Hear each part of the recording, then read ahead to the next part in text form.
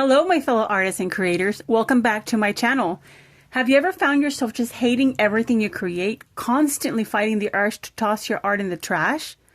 Whether you're just starting out or you've been creating for years, self-doubt can creep in and hold you back. But don't worry. Today I'm sharing how you can embrace your shortcomings and start creating with confidence. First, let's talk about what art insecurities are and why they happen. Insecurities can stem from comparing ourselves to others, fearing judgment, or feeling like our work isn't good enough. We can feel like imposters, questioning if we're even real artists. It's so easy to look at other artists and feel like we're falling short. But here's the truth. Many artists struggle with this, but not many talk about it. It's important to know you're not alone. The key is recognizing that these feelings are natural, but they don't have to control your artistic journey. Every artist starts somewhere, and we all learn and grow at a different pace. Your art doesn't need to be at the same level or follow the same path as someone else's. Your worth isn't tied to how perfect your art is or how quickly you improve. It's tied to the courage to create and express yourself. Your art is valid, unique, and valuable, no matter where you are in your creative process. Just the fact that you're drawing, that you have something inside you to share and express, is enough. Now that we know insecurities are common, it's time to shift our mindset. One way to do that is to stop seeing art as a competition and start seeing it as a form of personal expression. Instead of comparing your art to someone else's, ask yourself, am I creating for myself or am I creating for validation? What do I want to create? What do I want to express through my art? When you create for yourself, your art becomes a celebration, not a comparison. Think back to when we created as kids. We weren't anatomy experts or color theory masters, and we definitely didn't know the Loomis method for drawing faces. We created for the sheer joy of it, without worrying about whether it was perfect. Those imperfections were part of what made our art unique and fun. Every mistake, every wonky line told a story from our imagination. The only limit we had back then was our creativity. We used each mark in color to express our feelings and ideas, and guess what? Today shouldn't be any different. Now we talked about recognizing insecurities and shifting our mindset, but how do we put this into practice? Here are 5 tips. Tip number 1, give yourself permission to acknowledge your progress. Look back at what you started and celebrate how far you've come. Growth isn't just about the end result, it's about the journey. Sure, maybe your hands are still a bit wonky, but now you can draw hair like a pro. Poses might be tricky, but you started adding backgrounds to your pieces. I remember this saying from when I was younger. Don't tell me what I'm doing wrong. Tell me what I'm doing right.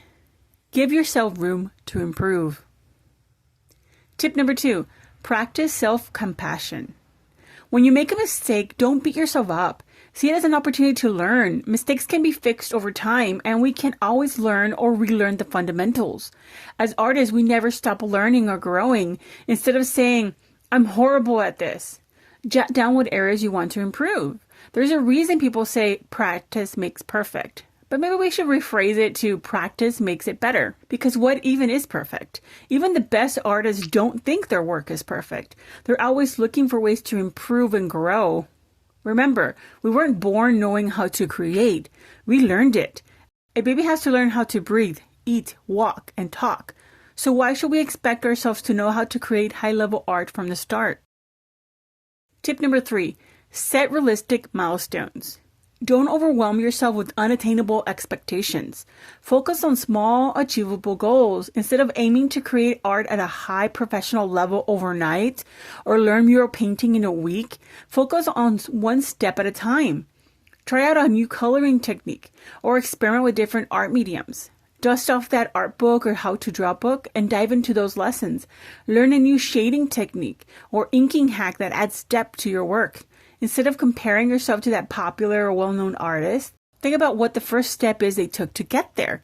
Remember, the race can be slow and long, and that's okay. Tip number 4, don't forget to celebrate small wins. We get so caught up in the improving part that we forget to recognize our progress. Finished a drawing? Completed a painting? Celebrate it. Learn a new skill or mastered a new medium? Reward yourself. The journey isn't just about getting to the finish line. It's about the form, endurance, and stamina along the way. Drawing and not giving up is an incredible achievement. Each artwork deserves its own moment of recognition. Tip number 5, create without expectations. Let yourself play, experiment, and make art that feels good without worrying about how it looks. Go back to the mindset you had as a child. Create just for the sake of creating. Don't expect anything from your art other than letting your imagination soar. We draw and create when we're happy, sad, or stressed. We create to unwind, to celebrate, or to let off steam.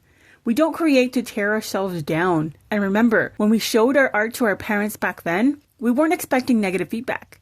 So why should we expect that from ourselves now? Self-love in your art practice means accepting yourself as you are, imperfections and all. It means giving yourself permission to take creative risks without fear of failure. When you create from a place free of judgment, your art becomes more authentic, expressive, and uniquely you. Every time you pick up your pencil, paintbrush, or stylus, remind yourself that you're doing it for the joy of creating, not for validation or comparison. And if you feel doubt creeping in, that's okay. Acknowledge it, then move forward. Know your weaknesses and strengths, but don't let them stop you. The more you practice loving your art, the more natural it will feel, and the more you'll find yourself creating. Art is a journey of self-expression and discovery. Insecurities will come and go, but the art of self-love can be a constant companion. Love yourself in your art. It's the most important thing you can do for your growth as an artist. Love the process and not just the outcome. Don't forget to leave a comment sharing your own experiences with overcoming art insecurities. Keep creating and keep loving yourself and your art.